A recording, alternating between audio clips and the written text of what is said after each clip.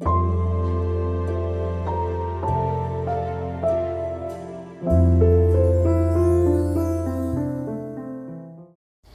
guys, and welcome to the Crochet Life of Sophie. I'm Sophie. In today's tutorial, I'm going to be showing you guys how to crochet a chunky bag.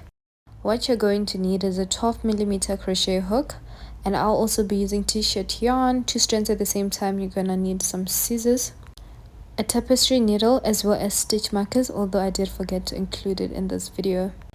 With that being said, you're going to start off by making a slip knot, whichever way works best for you. After making a slip knot, you are going to make a chain of 14. Also do remember to leave enough tail to weave in.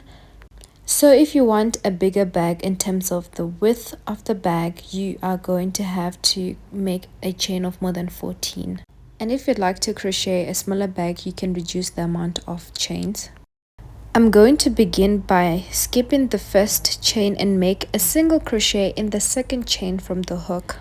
And I'll proceed to make single crochets in each and every stitch until I get to the end of the chain. If you have started by a chain of 14, you will have a total of 13 single crochets. The aim is to have 5 rows at the end, so with that being said, I'm going to chain 1, turn my work, and make a single crochet in each and every stitch across.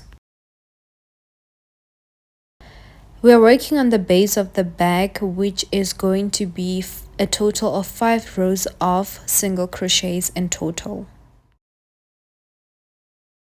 Every time you get to the end of the stitch, you are just going to make a chain, turn your work, and proceed to make single crochets in each and every stitch across.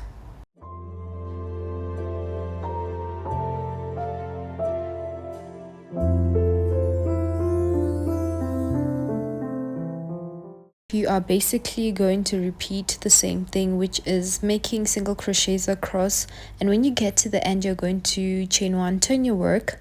For a wider bag, you can make more than 5 rows of single crochets, as that's going to be the base of the bag. On the last row, which mine is going to be the 5th row of single crochets, I'm going to work 2 single crochets in the last stitch. From now on, I'll only be making increases, 2 single crochets in the last stitches in terms of like the edge of the bag, so that I can have that curvy structure to it. This is one of the most challenging thing, which would be making single crochets on the side / bumpy stitches of the base of the bag.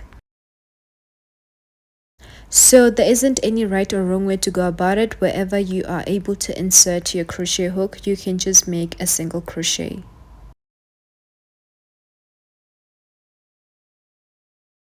So with the last stitch, it's a bit open, so I have decided to work 2 single crochets on the stitch above it instead of that hole. But if you'd like, you're more than welcome to make 2 single crochets in that hole that I just showed you just now. Now I've gotten to the opposite side of the base where the tail was from when we made a slip knot. I'm choosing to weave it in as I go. Now on the opposite side of the base, I'm gonna continue making single crochet in each and every stitch across until I get to the corner of the bag.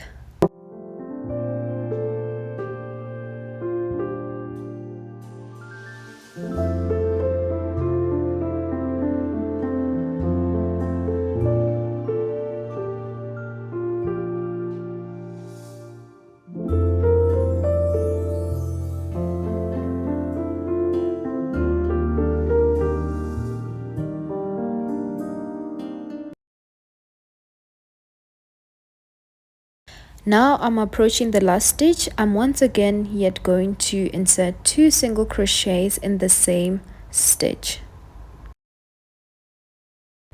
And this is the side of the bag. I'm just going to continue to work a single crochet stitch on the bumpy side stitches of the base of the bag.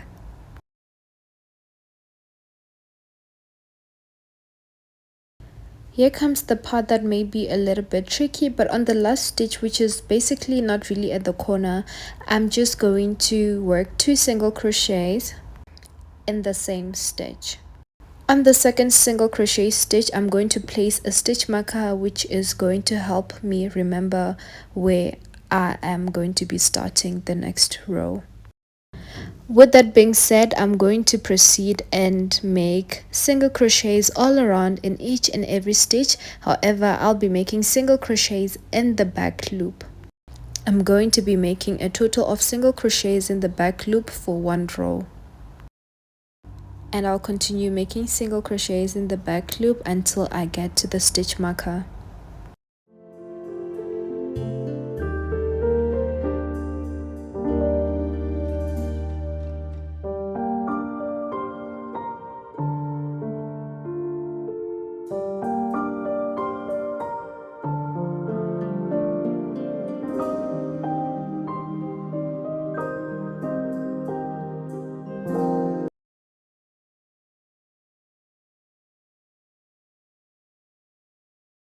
Now that I've gotten to the stitch marker, I'm just going to carefully remove the stitch marker and place it on the previous stitch before. But I'd advise you to literally place the stitch marker where you'd like to remember when to start the next row. After placing the stitch marker, continue to work single crochets in both loops this time in each and every stitch around until you get to the stitch marker.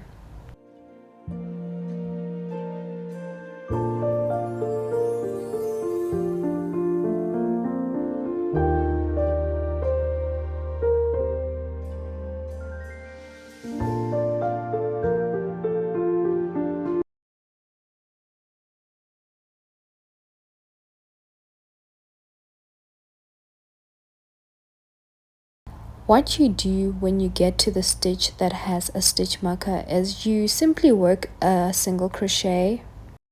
After working a single crochet, I suggest that you place the stitch marker right back where it was so that you can be able to remember.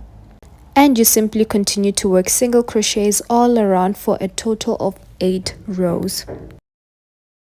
The 8 rows is going to be the height of the bag. If you'd like your bag to be a little bit shorter, you're more than welcome to make less than 8 rows. If you like your bag to be a little bit taller, you are going to have to make more rows. Here I was showing you guys what the bag looks like during the process of it. I crocheted a total of 8 rows before working on the handles of the bag. For the next step, which is making the handles, you are going to start off by flattening the bag as much as possible and lift it up so that you can be able to determine where to place the stitch marker. So basically, once you have determined where you're gonna place the stitch marker, you're gonna do it on the opposite side as well. So there isn't any right or wrong way to go about this. The options are endless. How I did it is I determined where I'd like to place my stitch marker, counting from the green stitch marker, which is where we worked our last single crochet. And I've decided that I want to crochet 6 single crochets before I start making a chain of the handles. And it's also what I did on the opposite side, as you can see me placing the second purple stitch marker. And now you're gonna lift the bag, and basically, like I said, there isn't any right or wrong way to go about it. Another way of making things easy is also getting a stitch marker and placing the stitch marker on the opposite side, so that it can kind of like match the other side, so that maybe the handles can be more or less be in the same place on different panels. And what I mean by panels is the front panel and the back panel of the bag. Now that I've placed my stitch markers, I'm gonna start crocheting from the stitch marker. So I've decided to work 6 single crochets from the green stitch marker to the purple stitch marker before we can begin making handles. I have opted to make short handles, therefore I made a chain of 7.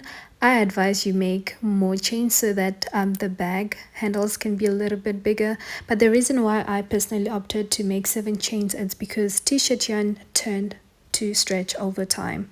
And now you're gonna attach, after making a chain, you're gonna attach with a single crochet and then proceed to work single crochets around the bag until you get to the next stitch marker.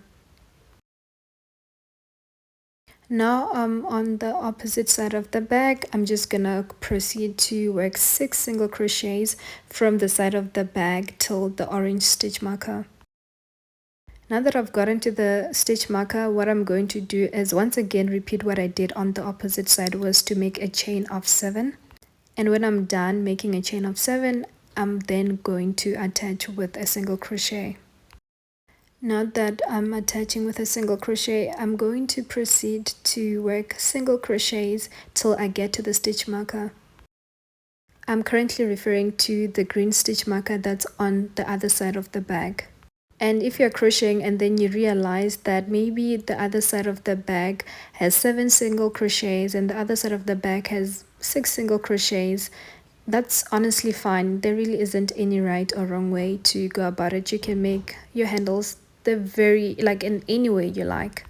Now that I'm at where the stitch marker is, I'm just going to carefully remove the stitch marker, work a single crochet, and then place back the stitch marker.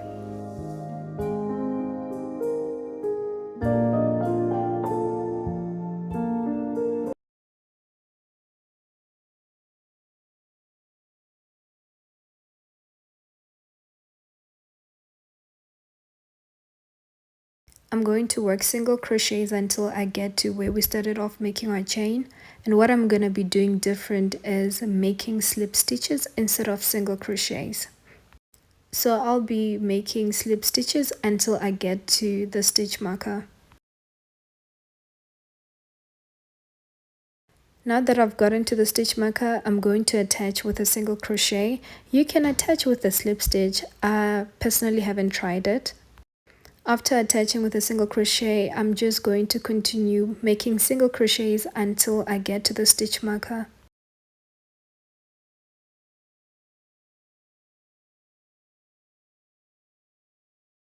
Now that I've gotten to the stitch marker where we begin to make our chains, I'm going to slip stitch into the chains once again.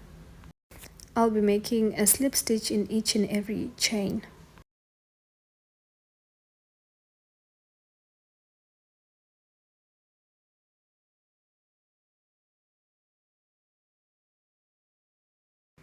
After making slip stitches, I'm going to once again attach with a single crochet.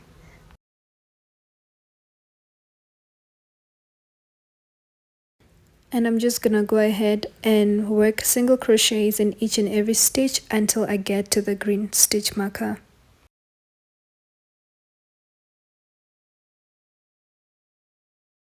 Now that I've gotten to the green stitch marker, what I'm going to do this time is to make a slip stitch, chain 1, and then fasten off. Just before we fasten off, I personally recommend that you leave long or enough tail to weave in this instance both tails.